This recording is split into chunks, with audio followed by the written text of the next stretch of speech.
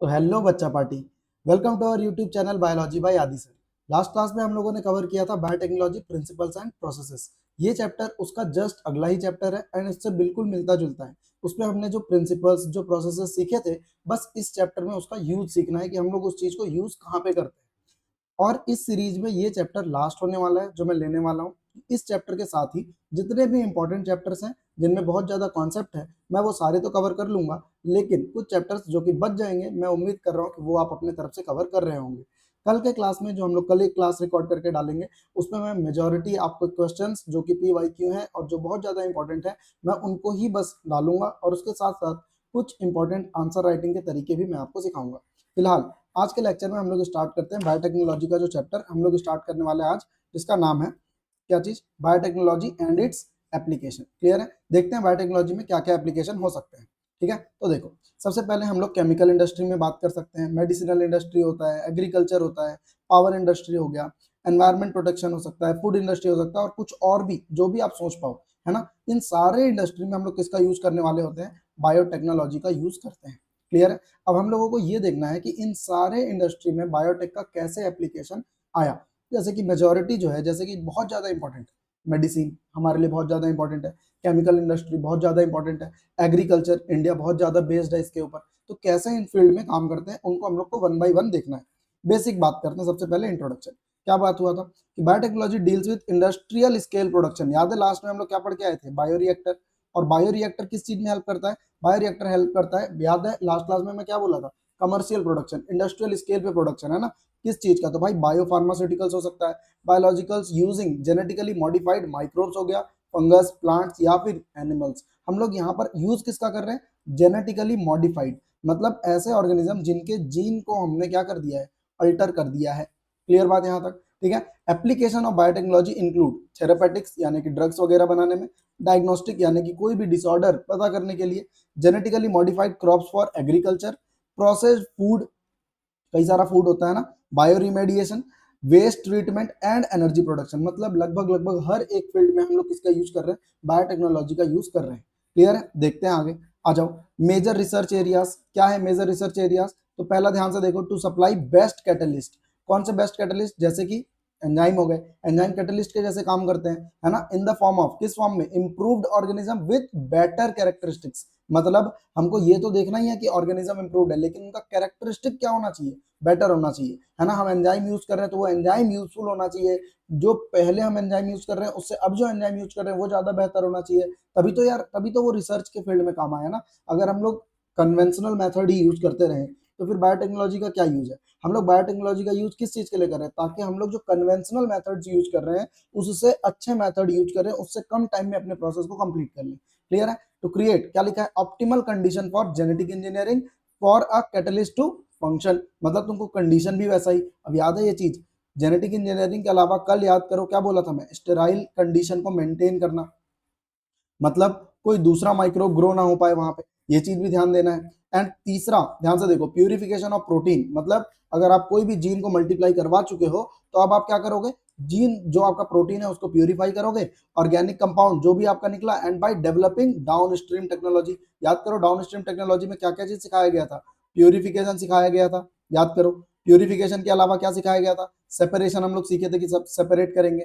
Then में क्या बोला था? Quality testing. तो ये सारी चीजें किसके अंदर आती है? डाउन स्ट्रीम प्रोसेसिंग के अंदर ही ये सारी चीजें कवर कर दी गई थी। क्लियर है? वही चीज हम लोग यहाँ भी कर रहे होंगे।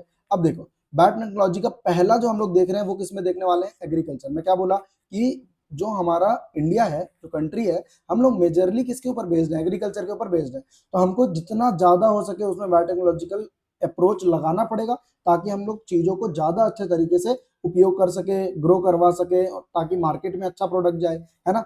इंक्रीज इन क्या चीज? Food production can be achieved by, कैसे अचीव कर सकते हैं हम लोग? तो भाई दूसरा क्या है? Agrochemical based agriculture. मतलब हम लोग ऐसा एग्रीकल्चर करें जो कि क्या हो? एग्रोकेमिकल हो। मतलब एग्रो का मतलब एग्रीकल्चर, लेकिन हम लोग यहाँ पे केमिकल्स का भी यूज कर सके। अब दूसरा क्या है? ऑर्गेनिक। ऑर्गेनिक मतलब हम लोग यहाँ पे कोई भी केमिकल का यूज ना करें। तीन अलग अलग तरीके मैं आपको बता रहा हूँ। पहला तरीका था केमिकल, जिसमें कि आप केमिकल क्या यूज करते हो? जैसे कि सपोज करो फर्टिलाइजर्स हो गए। क्लियर है ना? फर्टिलाइजर यूज कर सकते हैं। ऑर्गेनिक में क्या होता है? नो केमिकल, कोई केमिकल नहीं है। समझ में आ रहा है? कोई भी केमिकल यूज नहीं करना है, सिर्फ ऑर्गेनिक, ऑर्गेनिक का मतलब माइक्रोब्स का यूज करना है, माइक्रोब्स, लिविंग ऑर्गेनिजम्स का यूज कर सकते हैं, ठीक है। तीसरा क्या है भाई, जेनेटिकली इंजीनियर्ड क्रॉप, मतलब ऐसा क्रॉप बनाना है जो कि जेनेटिकली इंजीनियर्ड हो। जेनेटिकली इंजीनियर का मतलब क्या हुआ कि हमने क्रॉप के जीन्स को क्या कर दिया है, अल्टर, हमने जीन में चेंज किया है, क्लियर है। तो ये तीन अलग अलग तरीके हैं जिससे कि आप एग्रीकल्चर में फॉलो अप कर सकते हो, ठीक है। अगला बात है ग्रीन रिवॉल्यूशन। ग्रीन रिवॉल्यूशन आपको नाम पता होना चाहिए यहाँ पे। ग्रीन रिवॉल्यूशन इंडिया में किसके कारण हुआ है, याद रखना है एम एस स्वामीनाथन, क्लियर है। इनका नाम आप बिल्कुल नहीं भूल सकते, एम एस स्वामीनाथन बहुत इंपॉर्टेंट है यहाँ पे, ठीक है। Similarly crop production is increased by using, क्या यूज किया हम लोग, इंप्रूव्ड क्रॉप वेराइटी। ये आपको क्लास 9 से पढ़ाया जाता है। क्या होता है, हम लोगों ने HYV यूज करना चालू किया। HYV, what is HYV, high yielding varieties. ऐसी वेराइटीज को यूज करने लग गए जिनका यील्ड ज्यादा होता था, इंप्रूव्ड क्वालिटी वाले, है ना। Better crop management practices and use of क्या चीज, एग्रोकेमिकल्स, यानी कि हम लोग फर्टिलाइजर, पेस्टिसाइड, जो मैं अभी आपको बता के आया था, इनका यूज चालू कर दिया गया। Then food supply was tripled. Tripled क्यों, क्योंकि भाई जब ग्रीन रिवॉल्यूशन हुआ था ना, तो ये ग्रीन रिवॉल्यूशन से पहले इंडिया का हालत ऐसा था कि इंडिया के पास खुद खाने के लिए भी जो अन्न जो था, अनाज था, वो नहीं अवेलेबल हो पा रहा था। इसीलिए ग्रीन रिवॉल्यूशन को लाया गया, है ना। एंड ग्रीन रिवॉल्यूशन जब लाया गया तो फूड सप्लाई क्या हो गया, ट्रिपल हो गया, but was not enough for growing population. जो पॉपुलेशन हमारा इतना तेजी से बढ़ा था, है ना, खास करके कब, 90s में, 90s में, है ना, जो इतना तेजी से हमारा प्रोडक्शन, जो पॉपुलेशन बढ़ रहा था, उसके लिए हम लोग फिर भी इनफ नहीं कर पा रहे थे। तो agrochemical were too expensive for farmers to afford, मतलब हर एक फार्मर ये फर्टिलाइजर डाल करके यूज नहीं कर सकता। क्यों नहीं कर सकता, क्योंकि वो बहुत ज्यादा महंगा है। अब दूसरा बात ये भी है, ये फर्टिलाइजर जो होते हैं ये महंगे तो हैं, हेल्प भी करेंगे, लेकिन ये क्या करते हैं, ये क्रॉप क्रॉप का जो आपका क्या होता है, फर्टिलिटी जो आपके ग्राउंड का है ना, जो आपके लैंड का है, फर्टिलिटी ग्राउंड का, उसको खराब करता है। फर्टिलिटी को क्या करता है, डैमेज करता है ना। तो याद रखो इस चीज को।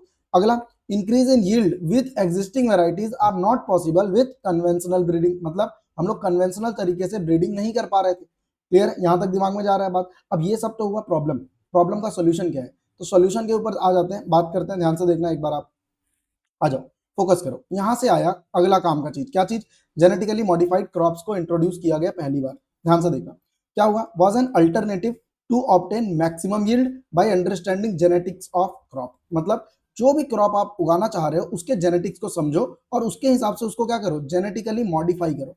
जब तक आप उसको जेनेटिकली मॉडिफाई नहीं करोगे तब तक आपको उसका बेनिफिट नहीं मिलेगा। क्यों नहीं मिलेगा, क्योंकि सपोज मान लो कि आपके पास एक फिक्स लैंड है, इतना ही एरिया आपके पास है। अब इसी एरिया में आपको कितना मैक्सिमम प्रोडक्शन करना है जिससे कि किसान का भी फायदा हो। तो हम लोग ऐसे कंडीशन में क्या कर सकते हैं, आप एक वैरायटी सुने होंगे, दैट इज पोमैटो, क्लियर है। पोमैटो, पोमैटो क्या होता है, pomato is a variety in which we combine both, क्या दो चीज हम लोग यहाँ पे कंबाइन किए हैं, potato as well as tomato. इसका मतलब क्या हुआ, इसका मतलब हुआ कि हम सेम पीस ऑफ लैंड में इन दोनों चीजों को ग्रो करवा सकते हैं। अब सोचो, कोई किसान होता जो कि इस पीस में सिर्फ पोटैटो उगाता, है ना, और कोई होता जो कि इस पीस में सिर्फ टोमेटो उगाता। अगर हम इस दोनों को जोड़ दें तो उस किसान के लिए क्या हो गया, बेनिफिट हो जाएगा ना बेटा। वही चीज समझा रहा हूं कि यही पे होता है जेनेटिकली मॉडिफिकेशन, जो कि उस चीज को इतना ज्यादा बेहतर कर देगा, क्लियर है।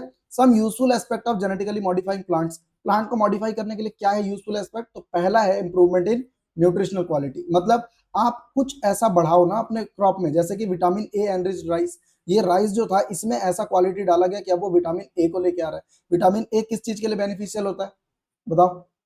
अगर कोई इंसान का आई साइट है, कलर ब्लाइंडनेस है, उन सारी चीजों को बेहतर करने के लिए क्या यूज किया जाता है, विटामिन ए, क्लियर है। बेटर किस चीज में, नाइट्रोजन फिक्सेशन, याद करो इसमें आपको कुछ कुछ बैक्टीरिया याद करने पड़ेंगे, नॉस्टॉक, एनाबेना, ये सारे हेल्प करते हैं किस चीज में, नाइट्रोजन फिक्सेशन में। Then tolerant to abiotic stress, abiotic stress क्या होता है, एबायोटिक मतलब कि नॉन लिविंग स्ट्रेस क्या क्या हो सकते हैं, तो भाई कोल्ड, ड्रॉट, सॉल्ट, हीट, समझ में आ रहा है ना। यहाँ पर आपका जो बाढ़ वगैरह आ जाता है, वो सारी चीजें भी इसके अंदर ही आएंगी, क्लियर है। इसके अलावा reduce reliance on chemical pesticide, मतलब जो हम लोग फर्टिलाइजर यूज कर रहे थे, एक तो मैं आपको बताया कि फर्टिलाइजर क्या होता है, एक्सपेंसिव होता है, उस चीज के ऊपर रिलायंस को कम करना पड़ेगा। मतलब हमको नहीं चाहिए भाई, हम ऐसा ऐसा क्रॉप लेकर के आ जाएंगे जिसमें कि पेस्ट लगे ही ना, पेस्ट रेजिस्टेंट हो, समझ में आ रहा है, ताकि हम लोगों को फर्टिलाइजर डालने की जरूरत ही ना पड़े, क्लियर है।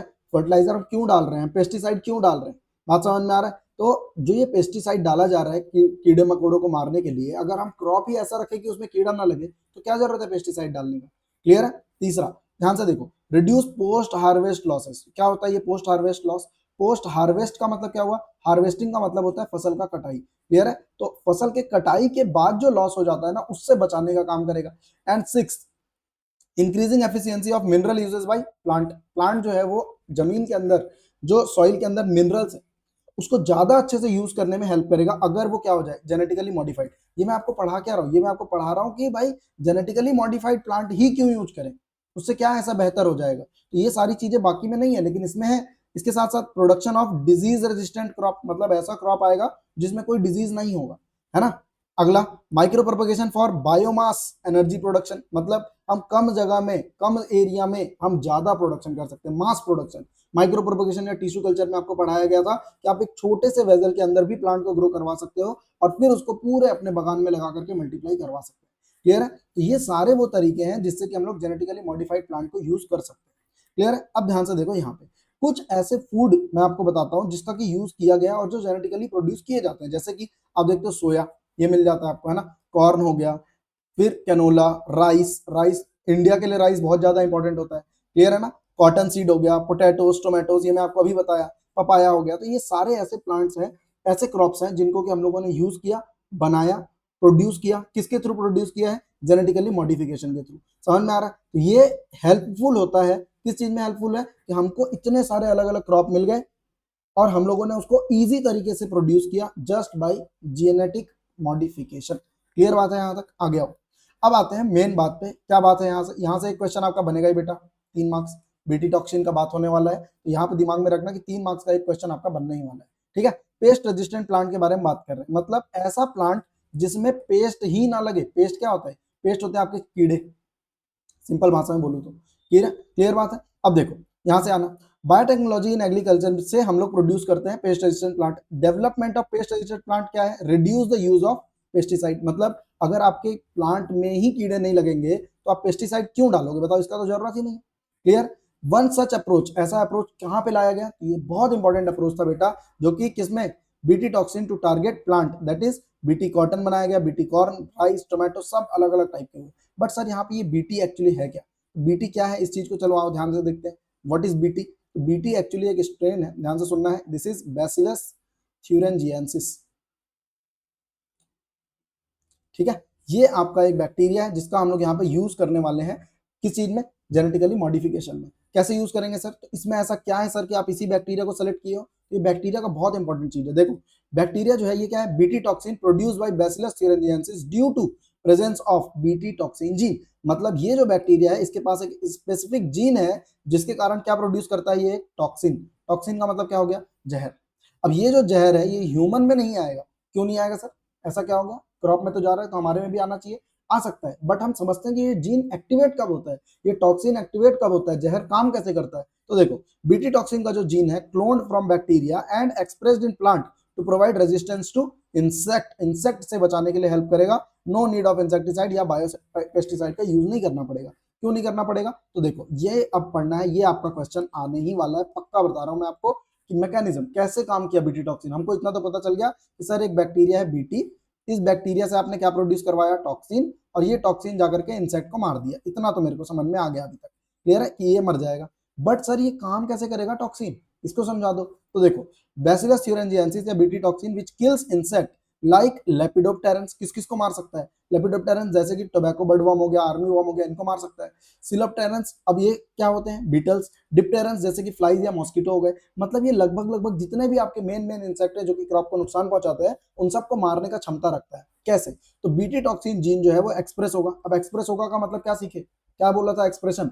एक्सप्रेस होने के लिए कंडीशन इतना ही है कि डीएनए से आरएनए से प्रोटीन, क्यों, क्योंकि कैरेक्टर को एक्सप्रेस करता कौन है, कैरेक्टर को एक्सप्रेस करता है प्रोटीन, क्लियर है। तो इटसेल्फ क्या होगा, तो protein crystals at particular phase of bacteria, जिसको कि हम लोग क्या बोल रहे हैं, इंसेक्टिसाइडल प्रोटीन।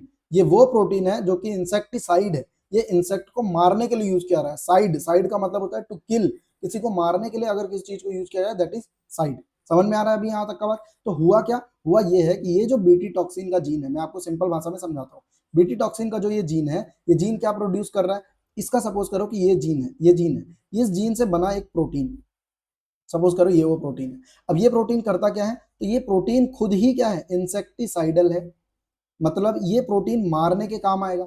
फिर बोलते हैं बात वही कि सर मान लिया चलो आपका बात कि एक जीन था, उससे प्रोटीन बना, वो प्रोटीन इंसेक्टिसाइडल है, काम कैसे करेगा, हम क्यों नहीं मर रहे हैं उससे? तो देखो ये जो बीटी टॉक्सिन है exist as inactive prototoxin and on digestion of it by insect active form of toxin due to alkaline pH of gut solubilise the crystal. इसका मतलब क्या हुआ, ये जो इंसेक्टिसाइडल प्रोटीन बना है, ये प्रोटीन किस फॉर्म में है, ये प्रोटीन इनएक्टिव है। इनएक्टिव का मतलब ये बॉडी में तुरंत एक्टिव नहीं होने वाला। कब एक्टिव होगा, जब इसका इंजेक्शन किया जाएगा, और इंजेक्शन होगा किसके द्वारा, इंसेक्ट के द्वारा। और जब इंजेक्शन होगा तो इंसेक्ट का जो पीएच होता है गट का, वो कैसा होता है, अल्कालाइन, अल्कालाइन यानी कि बेसिक। अब यहीं पर हम लोग आगे बढ़ गए। क्यों बढ़ गए, क्योंकि हमारा जो पीएच है गट का वो क्या है, एसिडिक है। याद रखना इस चीज को। क्यों से सर, हमारे स्टमक में, याद करो फटाफट जल्दी, स्टमक जो हमारा है, स्टमक में एक एंजाइम सिक्रीट होता है पेप्सिन, जो कि डाइजेशन में हेल्प करता है, और इसके साथ HCl सिक्रीट होता है, जो कि क्या है, एक प्रकार का एसिड है। तो हमारे पास एसिडिक एनवायरनमेंट है, इसीलिए हम लोग कभी भी उससे आहत नहीं होते। लेकिन जो इंसेक्ट है वो आहत हो जाता है। क्यों आहत हो जाता है, क्योंकि इंसेक्ट का जो पीएच है वो कैसा है, अल्कालाइन है। और ये जो इंसेक्टिसाइडल प्रोटीन है, ये सिर्फ कब काम करेगा, जब पीएच कैसा हो, बेसिक हो। मतलब अब आपके दिमाग में ये चीज चला गया होगा कि ये काम कैसे करने वाला है BT toxin. BT toxin actually क्या प्रोड्यूस किया, एक प्रोटीन प्रोड्यूस किया। ये प्रोटीन जो प्रोड्यूस हुआ, ये प्रोटीन क्या करेगा, तो ये प्रोटीन काम करता है जब पीएच कैसा हो, बेसिक हो। जहां जहां पे बेसिक पीएच मिलेगा वहां वहां पे ये एक्टिव हो जाएगा। क्लियर है, यहां तक दिमाग में गया, ठीक है। Then activated toxin binds to surface of the midgut epithelial cell and create, क्या क्रिएट करेगा, pores and swellings and lysis, that is death of the insect. इसका मतलब क्या हुआ कि इंसेक्ट का डेथ हो जाएगा। क्यों डेथ होगा, क्योंकि उसके जो गट है उसमें स्वेलिंग आएगा, और एक टाइम आने के बाद उसमें पूरा पोर क्रिएट हो जाएगा। क्लियर, यहां तक दिमाग में आपके बात जा रहा है, आ गया। बीटी टॉक्सिन के बारे में क्या बोल रहा है कि इसको आइसोलेट कहां से किया गया था, बैक्टीरिया से। कौन सा बैक्टीरिया, तो बैक्टीरिया का नाम याद हो गया ना, बीटी नाम क्या है, बैसिलस। ध्यान से सुनना, मैं आपको बता रहा हूँ इसका नाम क्या है, नाम बस मत भूलना बेटा, बैसिलस थ्यूरेंजिएंसिस, थ्यूरेंजिएंसिस, ये नाम नहीं भूलना है आपको। क्लियर है, यहाँ पे स्मॉल टी लिखना है, कैपिटल टी, ठीक है। देन अब यहां से देखो, कोडेड बाय जीन, कौन सा जीन है इनके में, तो जीन है इनके में, क्या बोलते हैं इसको, क्राई। क्राई के जो होते हैं डिफरेंट डिफरेंट टाइप्स होते हैं। कौन कौन से टाइप्स है सर, तो देखो क्राई 1AC और क्राई 2AB, ये किसके लिए हेल्पफुल होते हैं, किसको मारने के लिए, कॉटन बॉल वॉर्म्स। और क्राई 1AB जो है ये किसको मारने के लिए है, कॉर्न बोरर। मतलब कि आपको इसी जीन के अलग अलग टाइप देखने को मिलेंगे। आपको नाम याद रखना पड़ेगा कि जीन का नाम क्या है, क्राई जीन। क्लियर है, यहां तक दिमाग चला गया बात आपको। अब आपको अगर नहीं समझ में आया तो मैं आपको शॉर्ट में इस चीज को वापस से समझा के दिखा देता हूँ। प्लीज फोकस करना यहाँ पे, है ना। देखो देखो, मैं यहाँ पे आपको समझा रहा हूँ कि हुआ क्या है। हमने पहले बैक्टीरिया लिया, कौन सा बैक्टीरिया, बैसिलस थ्यूरेंजिएंसिस, ठीक है, इतना बात दिमाग में रखो। इसमें से हमने एक जीन निकाला, कौन सा जीन निकाला भाई, क्राई जीन। क्लियर है, क्राई जीन जो ये है, इसको हमने बैक्टीरिया से निकाला और कहाँ इंसर्ट करा दिया, प्लांट के बॉडी में। वापस से बोल रहा हूँ मैं, ध्यान से सुनना, क्या बोला, बैसिलस थ्यूरेंजिएंसिस के अंदर एक जीन है, उस जीन का नाम है क्राई जीन। ये क्राई जीन चलो इंपॉर्टेंट क्यों है, पहले ये बताओ। इसलिए इंपॉर्टेंट है क्योंकि ये इंसेक्टिसाइडल प्रोटीन बनाता है, इंसेक्टिसाइडल प्रोटीन बनाता है, मतलब इंसेक्ट को मारने वाला प्रोटीन बनाता है। इसीलिए हमने इस जीन को लिया और कहाँ डाल दिया, हमारे प्लांट में, हमारे क्रॉप में। इससे क्या हुआ, क्या प्लांट के अंदर जब वो जीन एक्सप्रेस होगा, जब वो जीन एक्सप्रेस होगा तो क्या होगा, होगा ये कि अगर वो जीन एक्सप्रेस हुआ तो क्या होगा, अगर इंसेक्ट प्लांट को खाता है, अगर इंसेक्ट प्लांट को खाता है तो प्लांट के अंदर से वो जीन इंसेक्ट में जाएगा। इंसेक्ट के अंदर क्या आएगा, बीटी टॉक्सिन, बीटी टॉक्सिन आ जाएगा। और टॉक्सिन आने के कारण क्या होगा, जैसे ही ये इंजेस्ट करेगा तो इसका बेसिक पीएच क्या करेगा, इस बीटी टॉक्सिन को क्या कर देगा, एक्टिवेट कर देगा। और जैसे ही एक्टिवेट होगा, ये एक्टिवेट होकर के आपके इंसेक्ट को क्या करेगा, मार देगा। अभी दिमाग में गया, ये पूरा प्रोसेस दिमाग में गया, क्लियर है, आ गया। यहां तक अगर आपको समझ में आ गया है तो ये मैकेनिज्म मेरे ख्याल से आपको क्लियर है, आ गया। अब यहाँ देखो, यही उस पूरे मैकेनिज्म को सिंपल भाषा में समझा रहा है कि देखो यहाँ पे बैक्टीरिया था, इसके डीएनए को एक्सट्रैक्ट किए, आइसोलेट किए, क्लोनिंग किए, मल्टीपल बनाए और इसका ट्रांसफॉर्मेशन किए, इसको ऐसे बनाए, भेजे। अब इसका टिश्यू कल्चर करके हमने इसको कहाँ पे भेज दिया, प्लांट के अंदर, और फिर प्लांट का ब्रीडिंग करवा दिया, मल्टीपल कॉपीज। इससे क्या होगा, इससे ये होगा कि अब जो ये आपको कीड़े मकोड़े दिख रहे हैं, ये कीड़े मकोड़े अब नहीं लगने वाले, ये नहीं लगने वाला, ये नहीं लगने वाला, अब नहीं कर सकते ये लोग कुछ। क्यों नहीं कर सकते, क्योंकि इनको पता है कि जैसे ही हम प्लांट को खाएंगे हमारा इंसेक्टिसाइडल प्रोटीन हमको ही मार दे, इसलिए कीड़े अब उसमें लग ही नहीं। क्लियर बात है, आ गया। अब यहाँ पे आपको एक सिंपल फ्लो चार्ट के थ्रू समझाया जा रहा है कि एक्चुअली में ये हुआ कैसे। पहले यहाँ से आ जाओ, इसको देख लो। देखो ये रहा है आपके बीटी टॉक्सिन या बीटीजी। क्लियर है, बीटी जीन को अब एक एक करके आप कहीं से भी स्टार्ट करोगे, ये चूंकि एक साइक्लिक प्रोसेस है, आप यहाँ से स्टार्ट करना, यहाँ से कर लो, यहाँ से करना, यहाँ से कर लो। मैं यहाँ से समझाता हूँ कि बीटी जीन को ट्रांसफर किए हम लोग कहाँ से कहाँ, from the bacillus into the corn, मतलब हम लोग बैक्टीरिया से जीन को निकाले और जीन को कहाँ डाल दिए, कॉर्न के पेड़ में या क्रॉप में डाल दिए। इससे क्या हुआ, European corn borer feeds on corn. अब ये जो कीड़ा है आपका, ये क्या करेगा, खाने के लिए आएगा, कीड़ा तो सुधरने वाला है नहीं। जब ये उसको खाने आएगा, ये इंजेस्ट करेगा प्रोटीन को एनकोडेड बाई बीटी जीन, जो बीटी जीन प्रोटीन बनाया होगा वो उसको खाएगा, और जैसे ही वो खाएगा क्या होगा, BT protein penetrates and collapses the cell lining the gut and insect dies, मर गया ये। दिमाग में गया, बार बार ये चीज समझा रहा हूँ, ये चीज क्यों हुआ, because of basic pH of gut, basic pH of gut. अगर इंसेक्ट के गट का पीएच बेसिक ना होता तो ये काम नहीं हो पाता। क्लियर है, दिमाग में जा रहा है। सेम ऐसे ही यहाँ पे आपको एक फ्लो चार्ट के थ्रू समझा रहा है, इसको भी देख लो। क्या बोल रहा है, BT in inactive form spread on crop, crop के ऊपर हमने स्प्रे किया, किस फॉर्म में, इनएक्टिव फॉर्म में। ध्यान से देखना, हमारे बॉडी में नहीं कर रहा है दिक्कत। ईटन बाय इंसेक्ट, जैसे ही ईटन, जैसे इंसेक्ट आगे खाएगा क्या होगा, toxin get activated by alkaline pH, alkaline माने बेसिक, बार बार बोल रहा हूं मैं, ठीक है, of insects gut, swelling of gut of insect, insect का गट स्वेल होगा और death of the insect.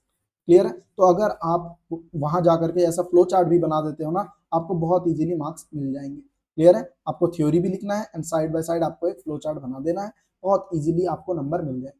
Clear है, तो ये छोड़ना बस मत, ये 3 नंबर का एक क्वेश्चन आएगा ही आएगा आपको बीटी टॉक्सिन से। क्लियर है, क्रॉप एग्रीकल्चर यहाँ तक दिमाग में गया है आपके, आ गया। अब ये पेस्ट रेजिस्टेंट प्लांट या जो ये आपका बीटी टॉक्सिन है, ये किस तरीके से, अगर मान लो कि बीटी टॉक्सिन काम नहीं किया तो हम लोग अनदर अप्रोच क्या यूज कर सकते हैं, क्योंकि आप तो बोल सकते हो ना कि सर हर इंसेक्ट के पीएच जो है वो बेसिक हो, जरूरी थोड़ी है। यहाँ पे तो केवल वही इंसेक्ट आ गए ना जिनका पीएच जो गट का था वो क्या था, बेसिक था। अगर किसी में गट में बेसिक पीएच नहीं है तो क्या करें, तो ऐसे कंडीशन में हम लोग एक और अप्रोच करेंगे। देखो, BT toxin is not toxin to all pest, या फिर pest become resistant against BT toxin, मतलब ये एक तो हर पेस्ट के लिए नहीं है, और अगर हर पेस्ट के लिए हो भी जाए तो पेस्ट एक टाइम आने के बाद क्या कर लेंगे, उसको रेजिस्टेंट हो जाएंगे उससे। तो इसके लिए हम लोग एक और अप्रोच लगा सकते हैं, और वो अप्रोच क्या है, आरएनए इंटरफेरेंस, या फिर इसी को बोला जाता है आरएनए आई। ये भी अपने आप में बेटा इस चैप्टर में सारे 3-3 मार्क्स के क्वेश्चन बहुत सारे हैं। क्लियर है, देख के चलना। आरएनए इंटरफेरेंस मैकेनिज्म से हम इसको यूज कर सकते हैं, किसमें होता है ये देखो यहाँ पे नाम दिया हुआ है, इसको बिल्कुल नहीं भूलना है, बिल्कुल नहीं, मेलोइडी गाइनी इनकॉग्निशिया। क्लियर है, ये किसमें मिलता है, रूट्स ऑफ टोबैको। हम लोग इसको देखते हैं कि एक्चुअली में क्या होता है आरएनए आई। क्लियर है, सबसे पहले इस बात को समझो, इस चीज को समझाने से पहले मैं एकदम बेसिक चीज समझाना चाहता हूँ, ध्यान से सुनना है, और अगर आपको ये नहीं आता है तो प्लीज अच्छे से देखना। ठीक है, चलो मेरे को एक बात बताओ, क्या आपको पता है ना कि डीएनए होता है, डीएनए से आरएनए बनता है, और यही आरएनए आगे जाकर के प्रोटीन बनाता है। इतना बात आपको आता है, हाँ या ना। क्लियर है, इस पूरे प्रोसेस को हम लोग क्या बोले थे, इसको बोलते हैं हम लोग सेंट्रल डोग्मा, याद करो, सेंट्रल डोग्मा। ठीक बात है, अब मैं क्या बोल रहा हूँ उस चीज को सुनना। ठीक है, डीएनए जो होता है आपका, ये जनरली क्या होता है, डीएस, डीएस यानी कि डबल स्ट्रैंडेड, डबल स्ट्रैंडेड होता है, ये इतना पता होना चाहिए आपको। क्लियर ना, कभी भी देखे होगे डीएनए को कुछ इस तरीके से बनाया जाता है, तो इसमें आपको 2 स्ट्रैंड दिख रहे हैं, एक ये वाला और एक ये वाला। क्लियर है, बट जो ये आरएनए होता है जनरली ये क्या होता है, सिंगल स्ट्रैंडेड होता है, एसएस। ठीक है, ध्यान से सुनना बेटा जो भी मैं बोल रहा हूँ, क्योंकि अगर आप ये नहीं सीखोगे तो आपको वो टॉपिक समझ नहीं आने वाला है। सिंगल स्ट्रैंडेड, सिंगल स्ट्रैंडेड का मतलब डीएनए तो डबल स्ट्रैंड था, लेकिन इसके दोनों स्ट्रैंड में से एक ही स्ट्रैंड से क्या बनता है, आरएनए बनता है। अब देखो ये बना आपका आरएनए, अब आप कॉमन सेंस लगाओ, इन्हीं आरएनए के ऊपर तो आप 3-3 में आप रीड करते थे कोड को, याद करो, 3-3 में रीड करके आप इससे क्या बनाते थे, अमीनो एसिड्स, और यही अमीनो एसिड जुड़ जुड़ के क्या बनाते थे, यही अमीनो एसिड जुड़ के क्या बनाते थे, प्रोटीन। याद है कि नहीं, मतलब कि हमने पहले डीएनए बनाया, डीएनए से आरएनए और आरएनए से प्रोटीन। इतना बात दिमाग में जा रहा है ना। अब ध्यान से सुनो, मैं बोलना क्या चाह रहा हूँ, ध्यान से सुनना, कॉन्सेप्ट को पकड़ोगे तभी आपको ये चीज क्लियर होगा। देखो मैं आपको बोल रहा हूँ, प्लीज फोकस। आपका आरएनए कैसा है, सिंगल स्टैंडर्ड है, आपका आरएनए सिंगल स्टैंडर्ड है। अगर मैं किसी भी तरीके आपके आरएनए को, ध्यान से सुनना मैं क्या बोल रहा हूँ, डीएनए डबल स्टैंडर्ड था, आरएनए सिंगल स्टैंडर्ड था, अगर मैं आपके आरएनए का अगला सामने वाला कॉम्प्लीमेंट्री स्ट्रैंड बना दूं तो क्या होगा, ये दोनों आपस में जुड़ जाएंगे। क्या बोल रहा दिमाग में जा रहा है, हाँ या ना, नहीं जा रहा है तो सुनो। मान लो कि आपका एमआरएनए आया, एमआरएनए आया, एमआरएनए पे आपके कोड है, फोकस, जस्ट फोकस, सुनना बस, ए यू जी सी जी सी ए सी, मान लो कि ऐसा कुछ कोड है एमआरएनए। ठीक है, अब मैं आपको बताया कि आरएनए जो है वो तो सिंगल स्टैंडर्ड होता है। किसी तरीके अगर मैं इस आरएनए का, किसी तरीके अगर मैं इस आरएनए का क्या बना लूं, सामने का कोड, कॉम्प्लीमेंट्री कोड, ए के सामने क्या आ जाएगा, यू। यू के सामने ए, जी के सामने सी, सी के सामने जी, जी के सामने सी, जी के सामने जी, यहाँ पे आ जाएगा यू और यहाँ पे आ जाएगा जी। क्लियर है। अगर मैं ऐसा लेकर के आ गया एक और एमआरएनए, एक और एमआरएनए लेके आ गया, ये आपका सपोज करो एमआरएनए 1, ये आपका एमआरएनए 2। क्लियर है। अब ये दो एमआरएनए जैसे ही मैं इनको एक दूसरे के सामने रखूंगा क्या होगा, कॉमन सेंस बताओ, ये दोनों आपस में पेयर बनाना चालू कर देंगे, और जैसे ही ये दोनों पेयर बनाएंगे आपका एमआरएनए 1 और एमआरएनए 2 मिल करके क्या बन जाएंगे, डीएसएमआरएनए। डीएस का मतलब क्या हो गया बेटा, डबल स्ट्रैंडेड एमआरएनए बन जाएंगे। और जैसे ही ये डबल स्ट्रैंडेड एमआरएनए बनेंगे, अब ये इजीली प्रोटीन बना ही नहीं सकता। क्यों नहीं बना सकता, क्योंकि प्रोटीन बनाने के लिए कंडीशन क्या था, प्रोटीन बनाने के लिए कंडीशन ये था कि वो आपके बेस को रीड करता, तभी तो होता। ये आपके बेस को ऐसे रीड करता, 3 में इसको, फिर 3 में इसको, फिर 3 में इसको, तब जाके प्रोटीन बनता। बट अब प्रोटीन बन ही नहीं सकता। क्यों नहीं बन सकता, क्योंकि आपका जो आरएनए है वो क्या हो गया, डबल स्ट्रैंडेड।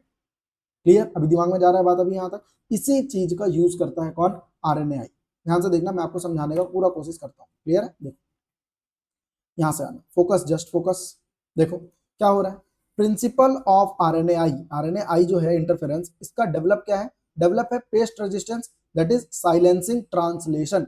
ट्रांसलेशन को साइलेंस कर देना। What is translation, translation is process of conversion of RNA into protein. मतलब हमको ट्रांसलेशन नहीं होने देना है, हमको आरएनए से प्रोटीन बनने ही नहीं देना है, हमको कैरेक्टर को एक्सप्रेस ही नहीं होने देना है। समझ में आ रहा है, ऑफ स्पेसिफिक एमआरएनए। कैसे करेंगे इसको, तो RNA takes place in all eukaryotic organism as a method of cell defence. जो हमारा सेल है वो डिफेंस के लिए इस मेथड को यूज करता है। हर यूकैरियोट में ये चीज इजीली हो सकता है। Silencing of specific mRNA due to complementary dsRNA. अब समझ में आ गया क्या मेरे भाई, डीएसआरएनए समझ में आया, डबल स्ट्रैंडेड। मतलब हमने क्या किया, आरएनए जो हमारे पास था उसको इनहेंस किया और इनहिबिट कर दिया ट्रांसलेशन को, एमआरएनए के ट्रांसलेशन को रोक दिया। कैसे रोका, कैसे रोका, तो हमारे पास जो भी एमआरएनए था, जो भी एमआरएनए था, हमने इसी का एक कॉम्प्लीमेंट्री एक और बना दिया, जिसके कारण ये दोनों आपस में क्या हो गए, कंबाइन हो गए। और कंबाइन होकर के जो आपका आरएनए सिंगल स्ट्रैंडेड होना चाहिए था वो किस में कन्वर्ट हो गया, डबल स्ट्रैंडेड में। क्लियर है। सोर्स ऑफ डीएसआरएनए कॉम्प्लीमेंट्री आरएनए, या कहां से हो सकता है, तो कहां से लाएंगे इसको, कहां से लाएंगे, तो भाई या तो आप वायरस से ला सकते हो, या तो आप ट्रांसपोजोन यानी कि genetic element which replicate via an RNA intermediate, transposons वगैरह से आप ला सकते हो डबल स्ट्रैंडेड आरएनए या कॉम्प्लीमेंट्री आरएनए। क्लियर है। ये तरीका है जिससे कि आपने क्या किया, आरएनए को क्या कर दिया, आरएनए को क्या कर दिया, डबल स्ट्रैंडेड बनाया। अब इसके मेथड को समझते हैं एक बार, ठीक है। देखो, method to genetically modify crop through RNA. RNA से हम लोग कैसे मॉडिफाई कर पाए उस चीज को एक बार समझा जाए। तो यहाँ पे हमने एक वेक्टर को यूज किया है। वेक्टर कौन है हमारा, एग्रोबैक्टीरियम। ये मैं आपको लास्ट क्लास में पढ़ा चुका हूँ कि प्लांट के अंदर हम लोग जिसको यूज करते हैं वेक्टर के रूप में वो होता है एग्रोबैक्टीरियम ट्यूमेफेसियंस। क्लियर है। अब इसका ही क्यों यूज कर रहे हो, याद करो, एग्रोबैक्टीरियम ट्यूमेफेसियंस एक ट्यूमर इंड्यूसिंग प्लाज्मिड है। ठीक है, देखते हैं अभी। देखो, genetically engineer to introduce nematode specific genes. क्या होता है ये, नेमाटोड स्पेसिफिक जीन का मतलब होता है इंट्रोड्यूस इनटू होस्ट प्लांट। हम लोग इस जीन को होस्ट में इंसर्ट करने वाले हैं। नेमाटोड स्पेसिफिक जीन का मतलब क्या हुआ, एक ऐसा जीन जो कि स्पेसिफिकली किसके लिए है, नेमाटोड। नेमाटोड क्या होता है, इंसेक्ट का एक ग्रुप है, एनिमल का एक ग्रुप है नेमाटोड। समझ में आ रहा है ना, ठीक है। DNA introduced will produce both, क्या प्रोड्यूस करेगा, sense and antisense RNA in the host. इसका मतलब क्या हुआ सर, समझ नहीं आ रहा है, कोई बात, आ जाओ यहाँ पे देखो, फिर से मैं वही बोलूंगा। देखो, आपको थोड़ा प्रोसेस याद करना पड़ेगा बेटा, बेसिक यहीं से आपको आएगा। आपको याद होगा कि सर जब आप डीएनए पढ़ाए थे तो आप बोले थे कि सर दो स्ट्रैंड होता है, एक स्ट्रैंड होता है टेम्पलेट, टेम्पलेट, दूसरा स्ट्रैंड होता है कोडिंग। क्लियर है। इसका मतलब क्या सीखे आप, एक टेम्पलेट है और दूसरा कोडिंग है। हमने क्या बोला था, टेम्पलेट तो आगे जाकर के एमआरएनए बनाने में हेल्प करेगा, बट मैं बोला था कि coding does not code for anything, doesn't code for anything. Clear है, इतना बात मैं आपको बताया था। लेकिन आप एक बात बताओ कि अगर टेम्पलेट के पास जो भी कोड होगा, सुनना बस, टेम्पलेट के पास जो भी कोड होगा उसी का कॉम्प्लीमेंट्री कोड किसके पास होगा, कोडिंग के पास। कॉम्प्लीमेंट्री कोड, क्या बोल रहा हूँ आपके दिमाग में जा भी रहा है, हाँ या ना। कॉम्प्लीमेंट्री कोड नहीं समझ में आ रहा तो सुनो, चलो मान लो कि आपके डीएनए का एक स्ट्रैंड है ए टी जी सी जी, ये आपका एक स्ट्रैंड है सपोज।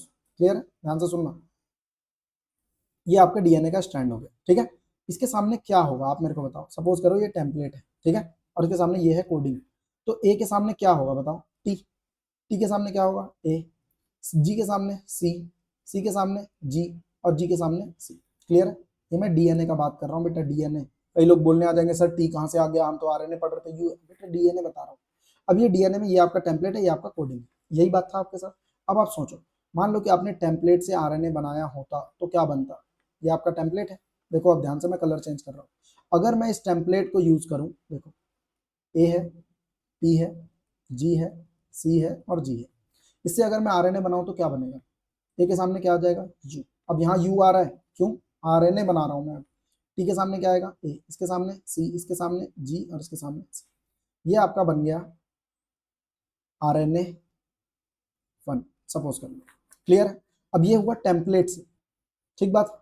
अब अगर मान लो कि मैं कोडिंग वाले से आरएनए बनाऊं, कोडिंग वाले से अगर आरएनए बनाने का कोशिश करूं जबरदस्ती, जेनेटिकली इंजीनियर करके, तो क्या होगा, क्या होगा इससे। तो देखो ये जो आपका बना है ये तो सेंस है। सेंस क्यों, क्योंकि आगे जाके क्या बना सकता है, प्रोटीन बनाएगा। बोलो हाँ या ना, आरएनए है ना, ये आरएनए क्या बनाएगा आगे जाके, प्रोटीन। ये हुआ सेंस।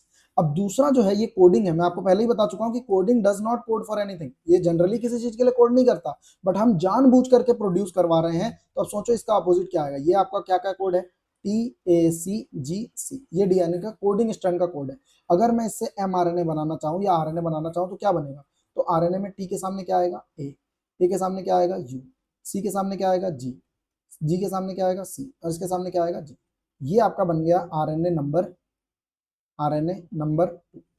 क्लियर है। एक आपका आरएनए 1 हो गया और दूसरा आपका आरएनए 2 हो गया। जस्ट फोकस, खुद ही सोचो, खुद ही सोचो, क्या इन दोनों में कोई सिमिलैरिटी दिख रहा है। मैं बोला हाँ दिख रहा है। क्या दिख रहा है, क्या दिख रहा है सर, ये दोनों आपस में कॉम्प्लीमेंट्री है। मतलब देखो यहाँ ए है तो यहाँ पे यू है, ए और यू साथ में जुड़ सकते हैं, बोले हाँ या ना। यू है, यहाँ पे ए है, देखो जुड़ सकते हैं, बोलो हाँ या ना। क्लियर है, दिमाग में जा रहा है कि नहीं जा रहा है। यहाँ तक नहीं आ रहा होगा तो बताना मेरे, ठीक है। देन आपका जो जी है यहाँ पे, ये जी किसके साथ जाके जुड़ सकता है, सी के साथ। सिमिलरली जो सी है ये किसके साथ जाके जुड़ सकता है, सी, जी के साथ।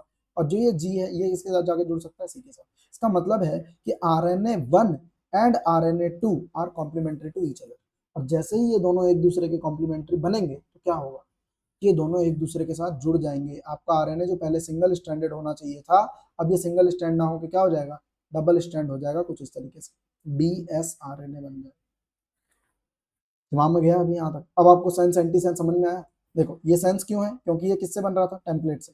एंटी सेंस क्यों है, क्योंकि इसको हम लोग जबरदस्ती बनाए हैं, किससे, कोडिंग स्ट्रैंड को कर। तो ये सेंस और एंटी सेंस ये दोनों एक दूसरे के साथ जुड़ेंगे और ये क्या बन जाएगा, ये बन जाएगा आपका DSRNA। अब पढ़ना यहाँ से, अब समझ में आएगा। देखो sense and anti sense, sense कहाँ से आया था, टेम्पलेट से। एंटी सेंस कहाँ से आया था, कोडिंग से।